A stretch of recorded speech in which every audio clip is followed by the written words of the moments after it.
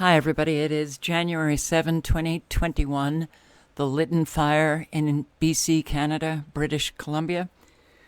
I've taken some pictures. There's not too, well, I have not found an aerial view of Lytton, which is surprising. And I've come across very few videos or pictures of the aftermath, but I'm going to show you what I have. Yes, directed energy weapons.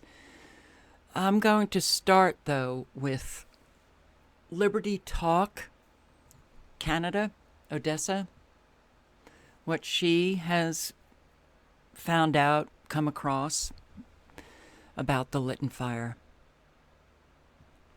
Okay, so let's start with the Lytton, British Columbia fires. I didn't bring it up last episode because I was waiting to see more information. I know everyone's talking about it. I wanted to look at what the papers were saying. I knew that Susan Stanfield has been up there interviewing the people that had to flee. I saw that Laura Lynn interviewed a girl who works there at the railway station. And she knows everything about that station. She gave us the goods. I waited to hear what the firefighters were saying. So I now feel that I can talk about it. So what is bizarre, and I can't say, because I'm not an expert, was it direct energy or was it arson? What I can say, because, no one's allowed in there right now. They've blocked the whole thing off, is even if it was a fire, the people involved and the reasons for Lytton possibly being burnt down is just so obvious. They couldn't have chosen a more obvious place to do it. So there is a girl, Elizabeth Stanton, and I'm kicked off Facebook right now, so I could not add her as a friend. But I've watched her interview with Laura Lynn, and I think that's all I need. And I have put down the links, you guys. Elizabeth Stanton is a high-level worker up there. She has seniority. And she said that, first of all, we're going to go from, the direct energy hypothesis, which a lot of people are using, in ways it does make sense because of the way things just melted and a lot of the trees are just left alone. It's bizarre. So she talks about that as well. There was people in the neighborhood that said all of a sudden the fire was everywhere. Like how quickly it started was crazy. They were told that they have to leave all their animals behind, and there's farming that goes on up there. They had to let their animals burn alive. That's really sad. My mom had horses growing up, and if she had to do that, I don't know if she'd make it after that, if she had to let her horses burn alive. So I looked at a bunch of direct energy weapon videos from California, Australia. I went through them again. I've left some links for you guys. It does look kind of exactly the same as what happened there, in that like there's structures that normally in a fire, certain parts of structures, they actually will still be standing. But those structures weren't. It was just flattened, melted, cars melted, while trees stood. And what also this girl said, Elizabeth Stanton, is that normally if the train started the fire, they said it was in a cargo train, in one of the trains. She said normally in this hot of weather, like they know what they're doing. They know about extreme temperature, that they would have had the tracks would have been wet. They would have been dealt with properly. What they were shipping wouldn't have been in there. They wouldn't have been shipping lumber that could catch on fire. She just said that, like, a lot of balls would have had to be dropped to let this happen on the railway. That it's just like unheard of, and that there was no reason a car should have caught fire unless it was done on purpose. There's that. Either way, Agenda 2030 is very obvious to me, because that is a juncture that is so important for people to get food and supplies up to that area.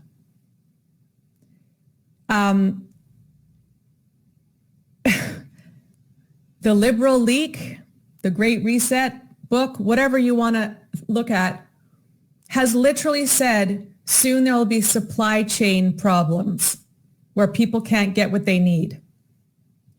I don't think it's a coincidence that it looks like direct energy. And for those of you that think that's a conspiracy theory, no, it's not. I've left links.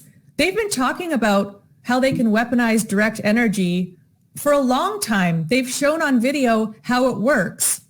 And people think that you can see it. No, it's invisible. So there's a bunch of American channels that have shown the technology and how it can work for a long time. Okay, I will link below. You can listen to the full broadcast. It's 50 minutes. And she has the link to Laura Lynn's interview with that. Let's see if this is it.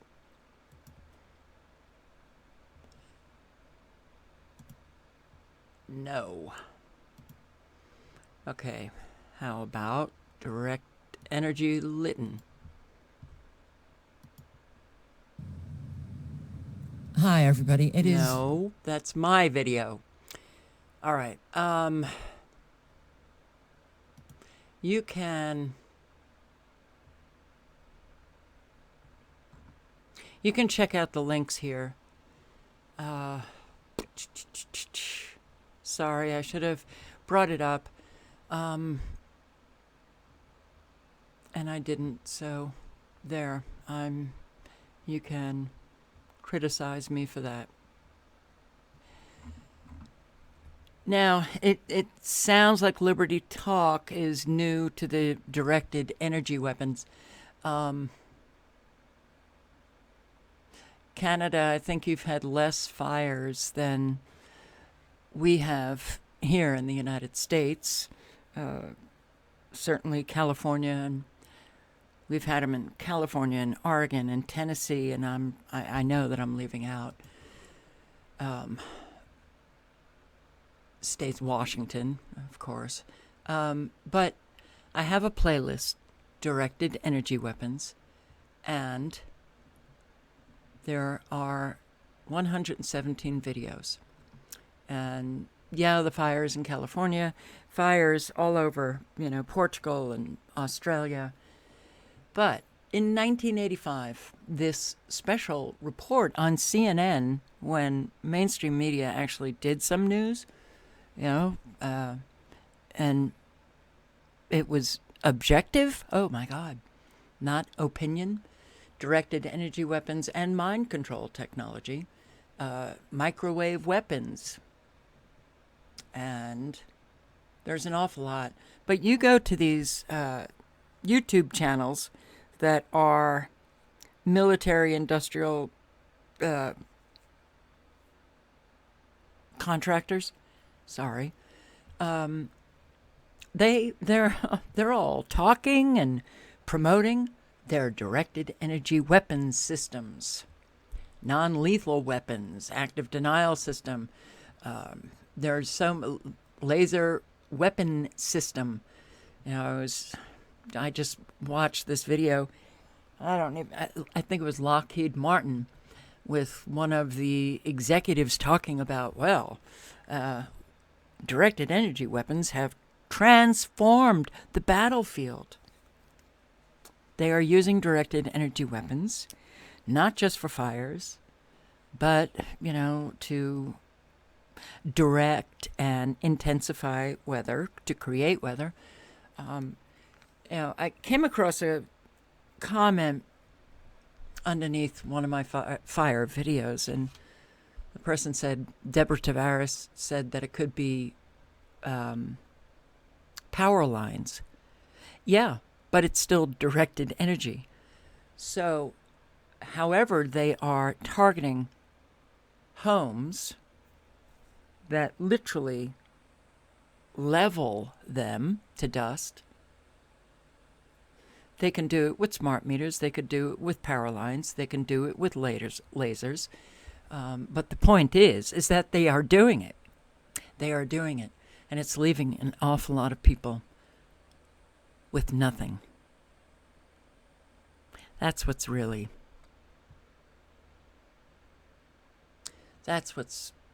very upsetting about this. Just listen to this woman here.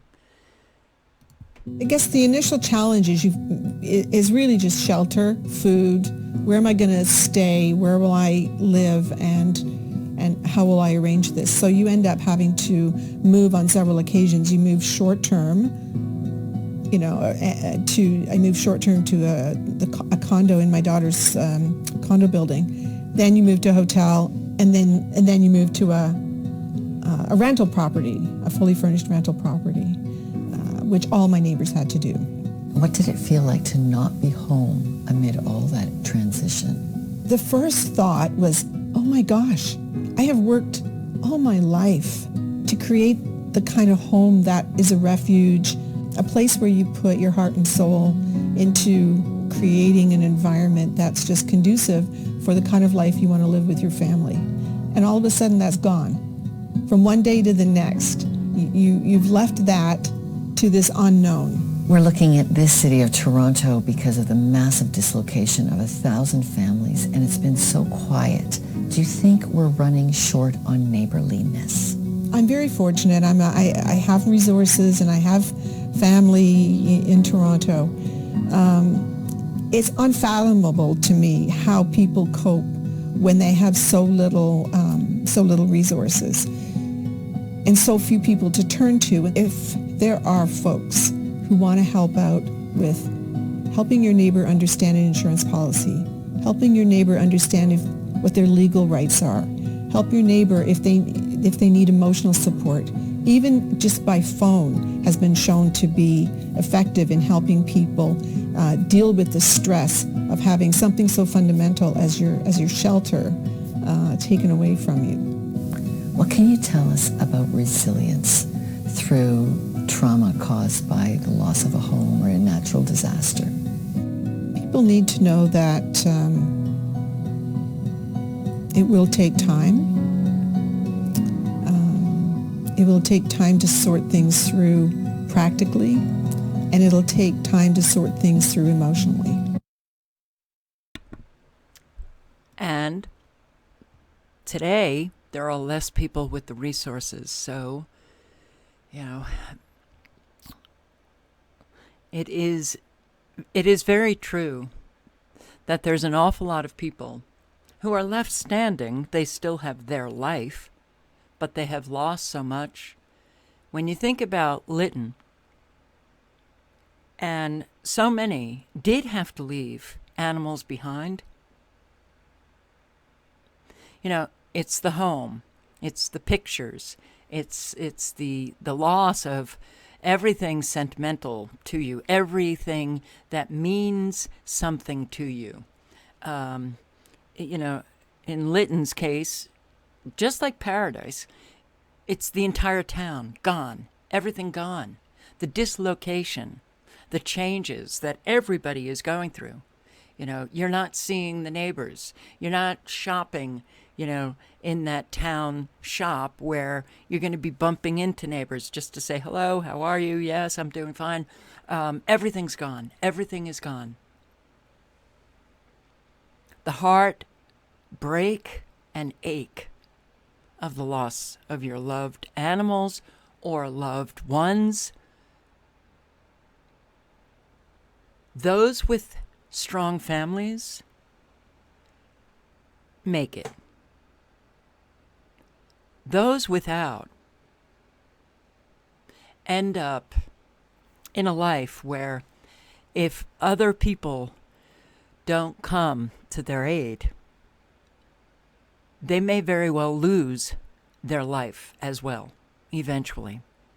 So I just want to say, once again, that it's really important for neighbors, for friends, to pitch in, to help them with what they can't do because the trauma it's just way too intense. And, trauma actually affects the brain.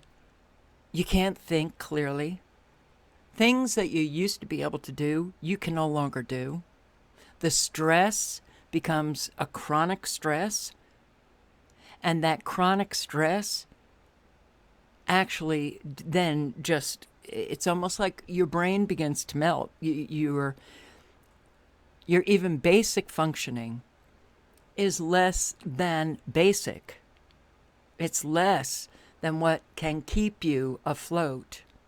So you know that you're going down, you're going down, you're going down until you can get, the help that you need. And an awful lot of people don't get that help because an awful lot of people do not realize the loss. They just see the loss of the home. They don't understand the loss of the brain power, the loss of the physical health, the loss of the energy, the loss of... And very often what you hear on the news is how resilient these communities are. Okay. Well, there are people who are resilient, but there's an awful lot of people who don't have the resources to recover. Those are the people that I'm concerned about. And I clicked on this video. Not this one. This one. And the Lytton fire disaster, final voices and thoughts. And I don't want to play this because, I don't know who this person is and I may get a copyright strike. But I literally, within like 2 minutes, just felt sick to my stomach. Because this guy is talking about how, okay, so the Lytton fire. And, but, these people, they're going to generate a lot of cash. They're going to get help from the federal government and, they'll rebuild. So that's great. Really? Wow. Okay. I don't know what to do with that. I've posted many videos on, and I'm sure it's true in Canada. Maybe your government is more, hands-on and gets in there and helps Canadians. My hunch is that if that were the case, that help is getting less and less because this is about moving people out of areas. So when Liberty Talk was talking about Agenda 2030, Agenda 21, she's exactly right. Climate change threatens remote and rural communities nationwide. Isn't that interesting? Vulnerability of remote rural communities. It's a national economics issue. Remote and rural communities are getting too expensive for the nation. You guys in these areas, you got to move out. Lytton, BC is just the latest vivid example of what rural communities across the country can expect as the planet continues to get hotter.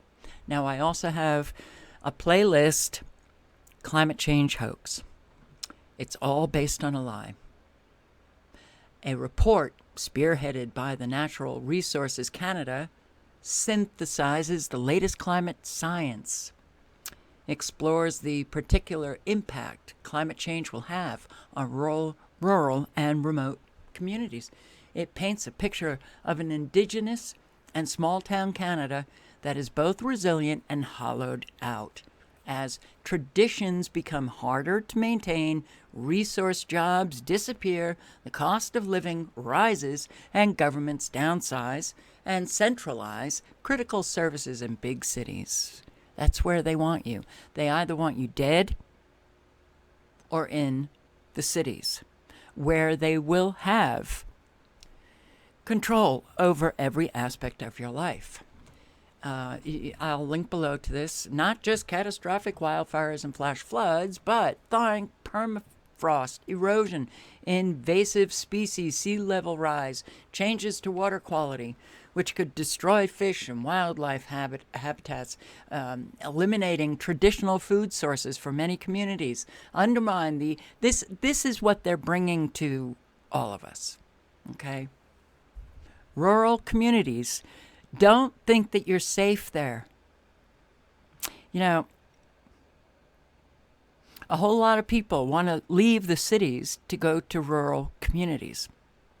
Now, cities, no place is safe. None. No place is safe. You know, and that is the truth.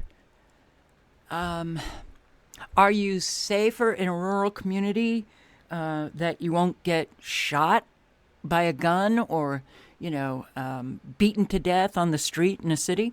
Yeah. Are you safe in terms of, okay, now we're just going to live in paradise and, because we're out of the city? No. Look at Lytton. Look at Paradise. Look at all of these places that they're burning up with directed energy weapons. All right, I just want to show you some pictures.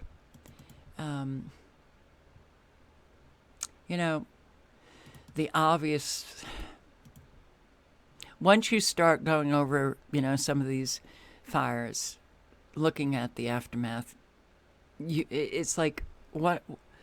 Okay, this could be Northern California. It could be Oregon. It could be Lytton, BC. It could be Australia. Australia has a different landscape, but you get the point. Glass melted. No handlebars. The handles to open the door. Look at this fence just sitting here. Where did this fire come from that flattened the home? And this happened very, very quickly, just like Paradise, okay? Somehow, everybody, certainly not everybody, because a lot of people were like, okay, Paradise, the perfect, example of directed energy weapons. Within 24 hours, that entire Paradise town gone, leveled, and a whole lot of evidence. The plastic tubs, that I have videos on my channel, plastic tubs, completely clean, sitting right next to a leveled home. They talk about how hot these fires are. Not even melted. The garbage cans, the plastic mailboxes. But look at this fence. Look at the trees around. So metal attracts directed energy. Metal attracts EMF.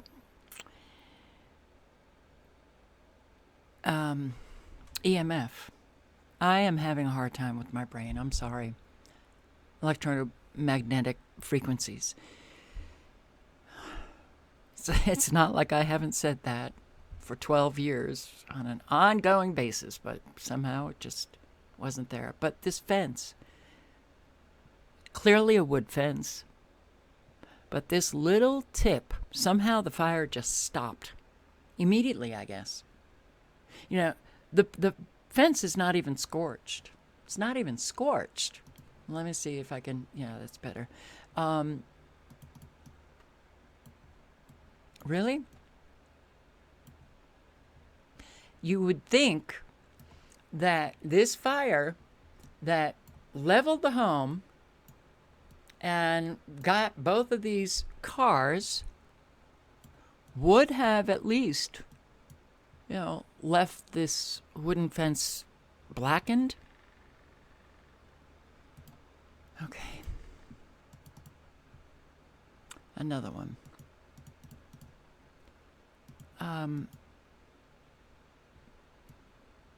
Just don't see how this home was taken out and no effect on the trees whatsoever. None. I don't know if these cars were parked there during the fire. They might have. Directed energy weapons means it's directed. So you don't have...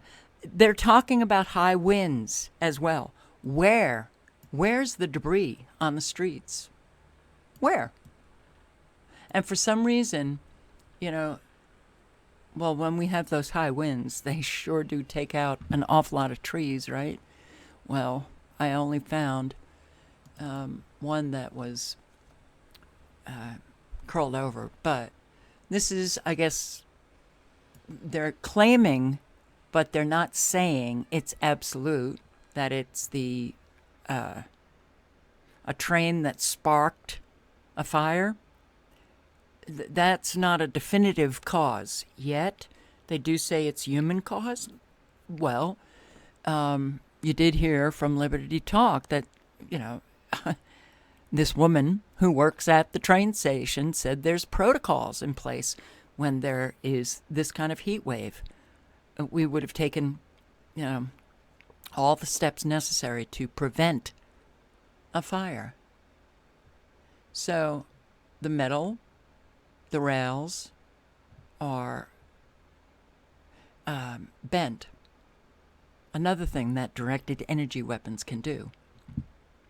They can bend and whip around metal and not break it. So, yes, of course, the metal, that has melted from the cars. Very, very, very, very hot and very quick. That's another thing. This town was taken out in less than 24 hours. So you would have thought that, well, you've seen homes that are burned, right? Or brick homes, for sure. The brick foundation or the walls or whatever are still standing. That's not happening. You would see stoves, you would see porcelain, and you don't see that in most of the homes that are gone. So if it was so hot and moving so fast, but where did it come from? The trees are fine.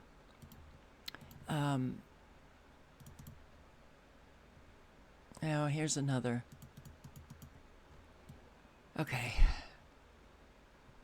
These trees, these trees or bushes, they would have gone up in a flash. They didn't.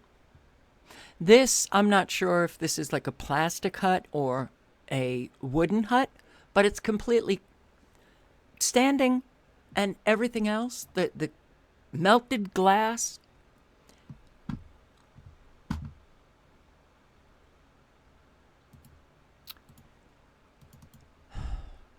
Look at this. Look at this tree. The car, got it. The tree, nothing. Even the lawn over here, you don't see any debris. Nothing. But every car here, every automobile, and this remains.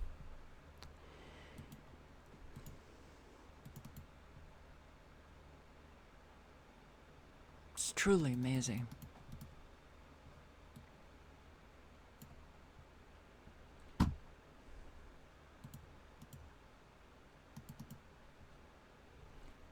Bushes. Now, the street signs. You'll see one where it's actually blackened, but across the street, the automobiles, the home, completely destroyed. The trees, the bushes, completely fine. No debris in the street. The fire hydrant glowing beautifully clean, red, white.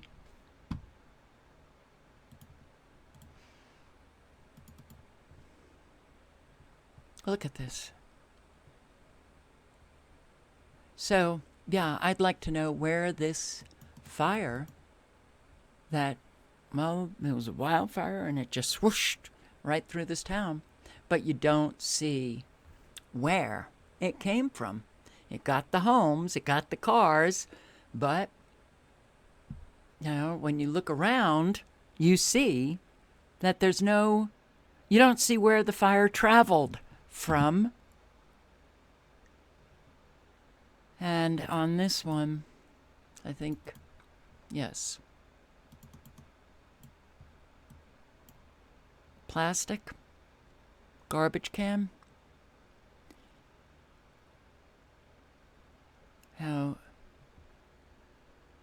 And you might see other things that I have not seen. But yes, I mean, the trees would have been gone.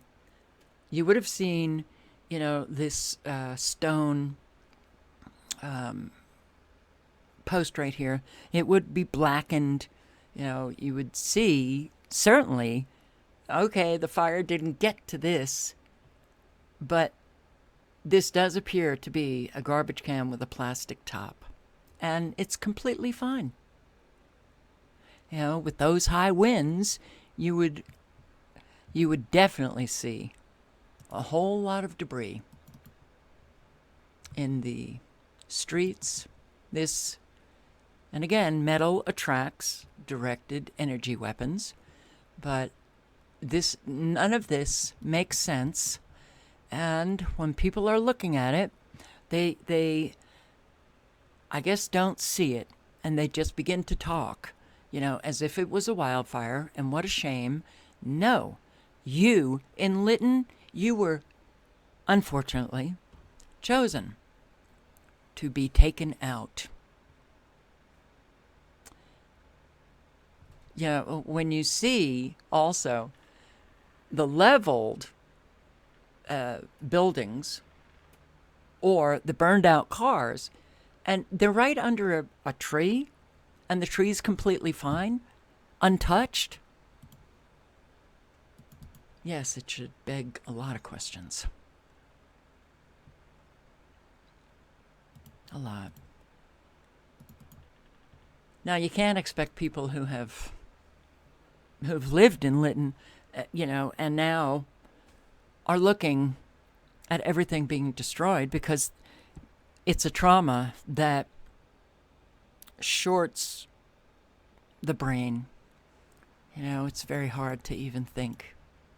But another tree, completely fine. Another fence, completely fine. But that little burnt fence in the very beginning, you know, the right here, the energy may have been attracted to metal, like a nail or a screw in the fence, and it just caught it. That's okay. So there's also another picture. Yeah, I believe that these are plastic Adirondack chairs. Perfectly fine, clean, untouched. Home. Literally, it looks like a bomb hit it. So, here are these bent over trees, and remember this for another video. I'm only going to play a few minutes of it, and I will link below to it. That's that very clean hut.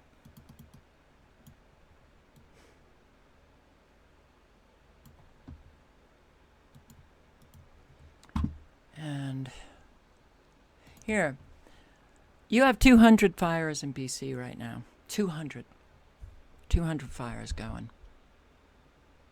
These trees.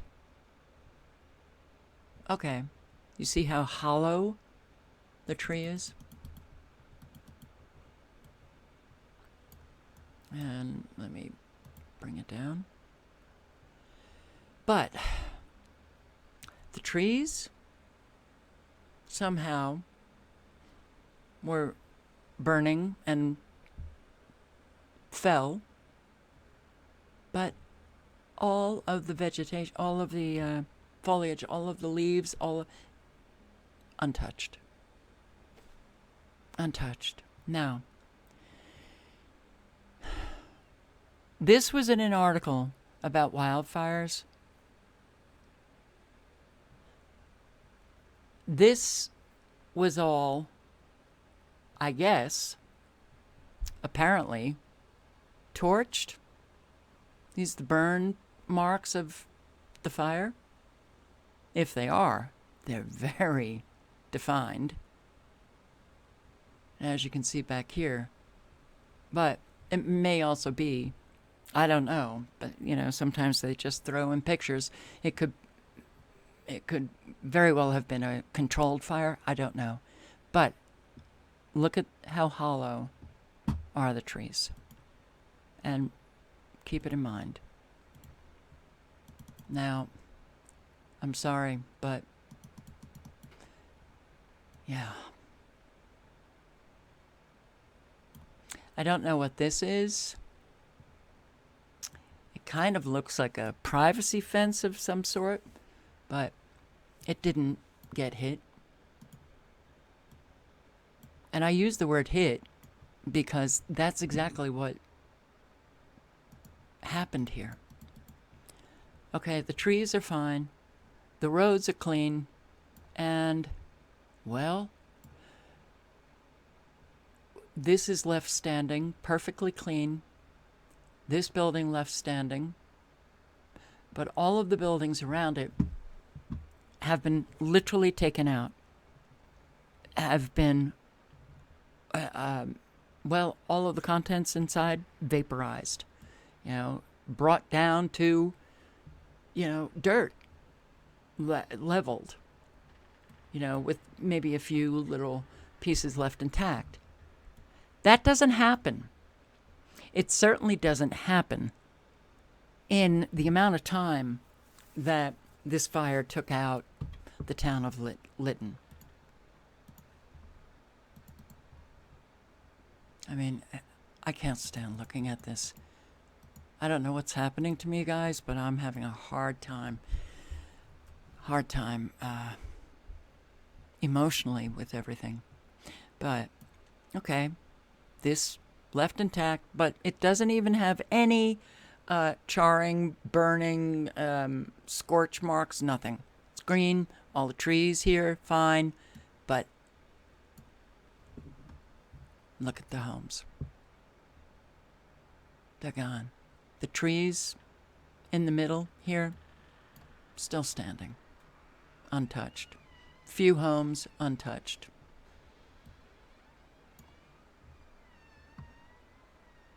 All right.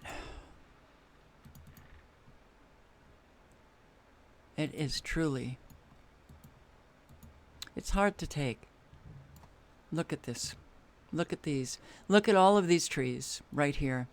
And, well, I guess it was just, one of those wonders of Mother Nature, how she can just send in her fire wherever she wants it to go.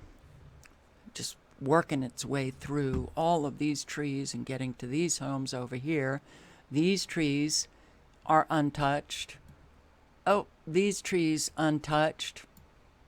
This over here area untouched. But this crazy wildfire moving so fast took out all of these cars. I mean, homes. I'm really not okay. So I do apologize. It's just...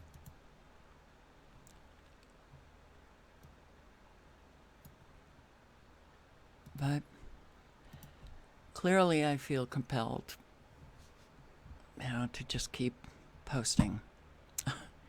But I want you to watch this video. And I want to thank the subscriber who, well, there were a couple who were talking about, let's see, is it, no? This one. Okay.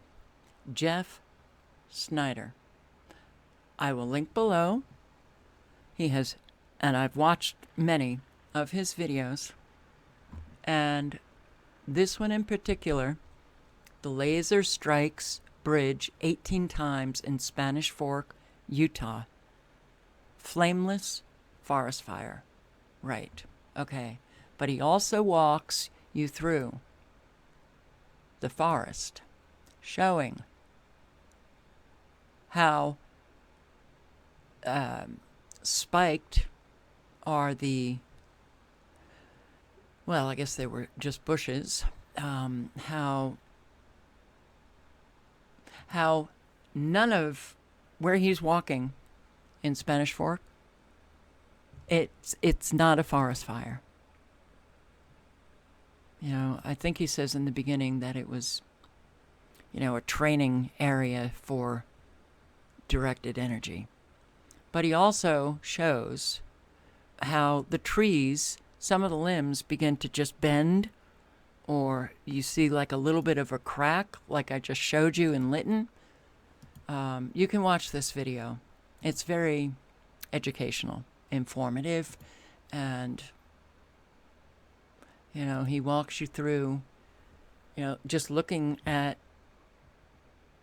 all of the logs or the trees that are lying down, how they're burning actually from the underside and not the top, and shows you that this is not a typical, burn from a wildfire.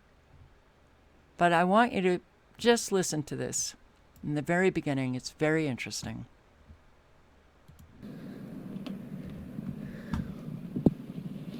One, and you'll notice there's a metal beam here. That straight edge is a metal beam.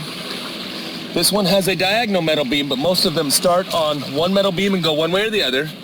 They're all the same width, and it doesn't go from hot to medium to cold. You don't see any burn here. It goes from absolute burn to zero in the same 1.5 inch width, like a laser strike. Let's just call it what it is. That's a laser strike, and there's 18 more. Here, here, here, here, here, here, here, here, all placing the shot of these directed energy weapons. So I'll just go through and show you. They all seem to come off of one of these metal beams, like what's right there, and I'll show you from the bottom side too. We'll get under here and show you. So there's two. Again, that one comes off of this beam, but it's got a diagonal going underneath. This one comes off of that beam right here and goes this way a little bit. Here's three more. This one, I don't know if you can see the beam, and maybe this one's like one of the exceptions. And maybe this one too. Most of them come off of a beam, but all of them have some similarity. They're all this wide and zero burn on either side. That's a laser strike, and to hit this one bridge 18 times was target practice. When they charge up the directed energy weapons like the Athena by Lockheed Martin, by the ionized atmosphere, check out Ilana Freeland, Under an Ionized Sky. The ambient plasma burns the poles and everything else I've been showing you, but this is the directed energy weapon shots. Okay? That's what these are. We'll go on, come back and show you some more. This one, again, there's the, here's the beam right here that it comes off of. So most of them start at one of these beams where you see these two bolts. Again. All right, I will link below. Thank you to my subscribers who recommended Jeff Snyder's channel. And yeah, he's got an awful lot of very good, informative, educational. Oh, he just posted a Lytton, Canada. 90% vaporized, engulfed within. Big shout out and thank you to Rosemarie for leaving the comment that led to my discovery that we're about to take a look at here. She left a comment with a link to the Washington Post article about the town of Lytton in Canada that was destroyed, engulfed immediately. And you'll see that the houses are ablaze and the trees in between aren't burning. And you'll hear in the testimony, I will point things out that indicate to me that it was plasma fire, one that it was in low-lying area. And I will say right now that I was watching a special on the Weather Channel last night about the fires. And I recorded some of it if I can actually find it online and use screenshots instead of my phone camera. I'll do a report on it. They were covering the fires of 2020 and 21 like they were documentaries, because they were record-setting. And one guy was talking about how he would take his daughter and jump in a culvert, one of these metal pipes, a drainage pipe, four foot around drainage pipe that goes underneath the road. Those are exactly where I see the burn marks in the center of the freeway. Exactly where that ground starts to taper down into those culverts, it blackens and scorches all the way down through, up to the other side where it comes back up to the same level. I'll take a video of it next time I'm going by. But this is the kind of information and understanding about these fires that might save someone's life. You don't jump down in one of those culverts because, like I've said, it flows like water. The low spots burn, the high spots are unburned. And that metal culvert around you works like an antenna.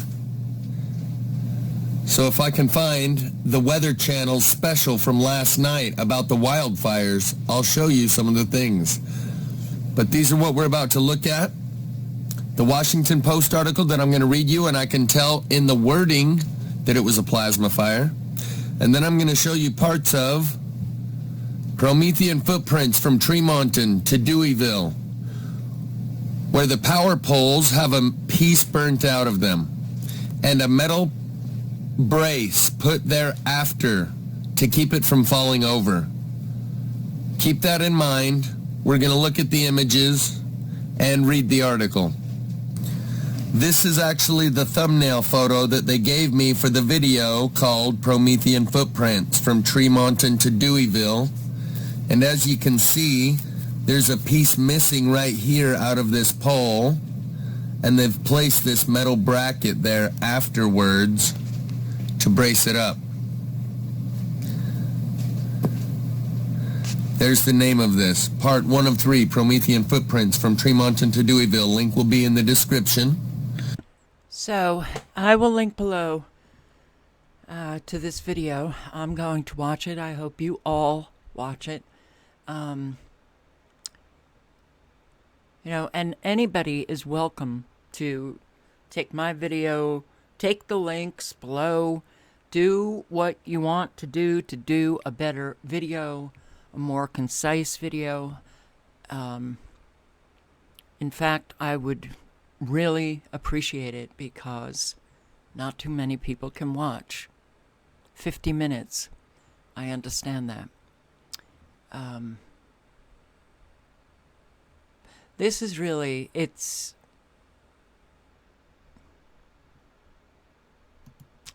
people are without homes.